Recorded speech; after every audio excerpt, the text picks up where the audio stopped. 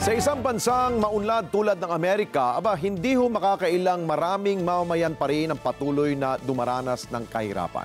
Ilan sa mga pangunahing dahilan nito ay yung mababang pasahod, kawalan ng trabaho, kakulangan sa abot kayang pabahay. Siyempre, kakulangan din sa serbisyong pang-edukasyon at yung matinding diskriminasyon.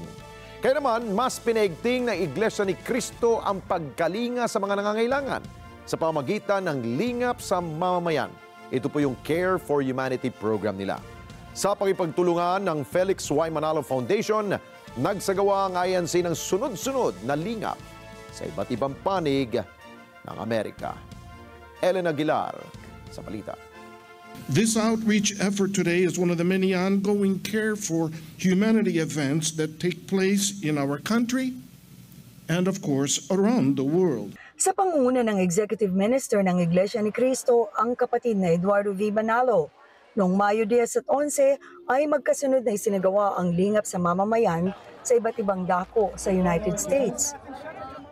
Sa East Coast ng Amerika, namahagi ang Iglesia ni Cristo ng mga care package na naglalaman ng pangunahing pangangailangan tulad ng bigas, itlog, cooking oil, mga delata, tinapay at noodles sa Bronx, New York, Elizabeth, New Jersey at sa Virginia Beach, Virginia. Nagsagawa rin ng libreng health screenings at eye check-up. Sa Washington DC naman, isa si Tamika sa mga nakinabang sa tulong na ipinagkaloob sa kanya ng Iglesia ni Cristo. And I came out of the store, I was actually just a little bit short. And so I went to my car, I was having a moment, and I looked out of the corner of my eye, and there were these three ladies standing there. So the three ladies invited me to come to the event today and that I would be able to get groceries. That's how I made it here today, and I'm so grateful. Dumako naman tayo sa Florida. Nagpasalamat ang maraming residente sa Salzbacher Village, isang low-income housing community, dahil sa bukod sa nabusog sila sa mga pagkain, ay tumanggap sila ng care packages na naglalaman ng pang-araw-araw na pangangailangan. Grateful for every little bit of help, I really am, and it's nice to know that I'm not alone. I really appreciate this, being seen. Ang Care for Humanity ay umabot sa Caribbean at sa Micronesia, partikular sa Guam. Sa pagbabalik naman sa mainland, sa Great Lakes region at sa Northern Plains. Kahit na mainit sa Texas, partikular sa East Lubbock at Humboldt, nasiyahan ng mga recipients sa isinagawang Care for Humanity outreach doon. Bukod sa tumanggap sila ng biyaya at free medical services, ay na-entertain pa sila sa programang inihanda ng mga kaanib sa iglesia. You all choose to help us out, and you don't know how many people that really being helped. Sa Pacific Northwest, isa si Nick sa nabubuhay sa $2 kada araw ay nagpasalamat sa tinanggap na biyaya. Subalit hindi lamang ito ang kanyang ipinagpapasalamat.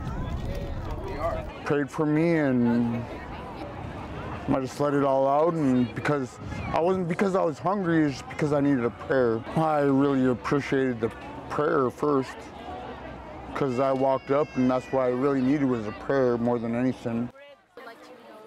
Bagamat ang Hawaii Pacific ay maituturing na isa sa may pinakamataas na uri ng pamumuhay sa Estados Unidos, marami pa din ang kinakapos. Kaya malaking tulong para sa mga nilingap ang naipamigay na care packages at medical check-ups. Parehong serbisyo ang ipinagkaloob sa mga taga-Seattle, Washington. Sa San Jose, sa Vallejo at sa Los Angeles, apektado ang marami sa mataas na cost of living, maging sa healthcare costs. Kaya naman maraming bisita ang tumanggap ng libreng medical services at may musical performances pa na inihanda para sa lahat. At siyempre, hindi mawawala ang pabaong groceries. There's this something in you guys that makes me fascinated a lot. Could see how people work together, how people respect each other, and the leadership is what really counts the most. And I'm hence salute to Executive Minister Eduardo V. Manalo. I'm just so, I happen to be one of his fans, to be honest with you. Magkakasabay ding isinagawa ang outreach program sa Las Vegas, Nevada, sa Phoenix, Arizona, hanggang sa Denver at Colorado Springs. Pagkatapos ng serye ng Care for Humanity na ito sa Estados Unidos, sa susunod na linggo ay nakatakda ng isagawa ang kaparehong aktibidad sa maraming dako sa Canada at sa kontinente ng Africa. Para sa Mata ng Agila, Ellen Aguilar, matatag, matapang, matapat.